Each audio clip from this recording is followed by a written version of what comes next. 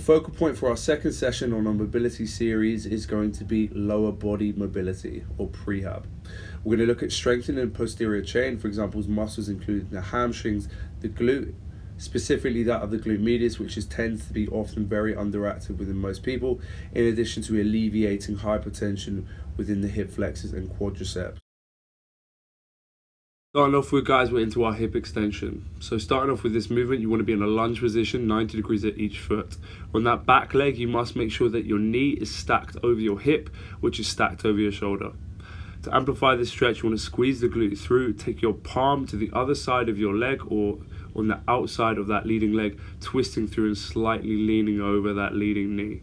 Okay, you want to feel that stretch all the way down the front of that hip. To advance this movement, take the foot out a little bit more, sink a little bit further into the hip, squeeze the glute through, take yourself into an overhead position and laterally lean over the knee. The next movement is actually known as a pigeon stretch, but its long-ass name is known as hip external rotation with knee flexion. Okay, so from here, you're creating a nice 90-degree angle with that leg. You are then dropping your weight over to add a little bit more stress to the glutes.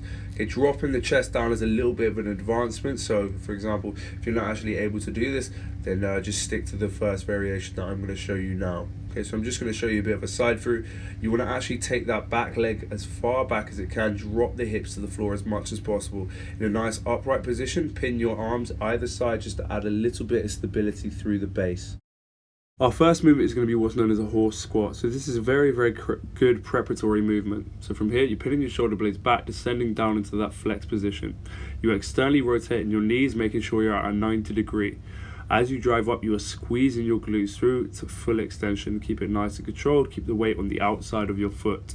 This movement is a very good preparatory movement and is very good at recruiting what is known as the glute medius. So the glute medius is a set of muscles or a muscle within the gluteus group and allows external rotation of the knee. It's massively underdeveloped in most people.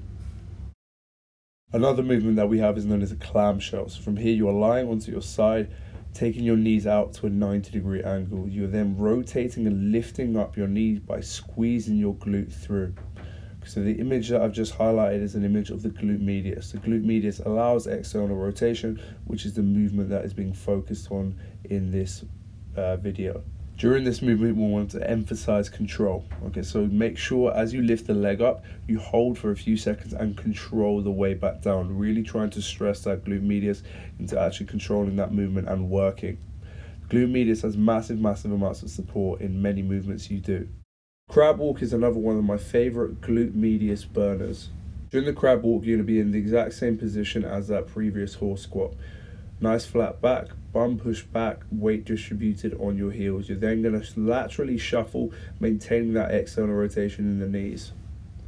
Moving on, we have what is known as a kettlebell windmill. So from here, you're planting your arm all the way at your shoulder.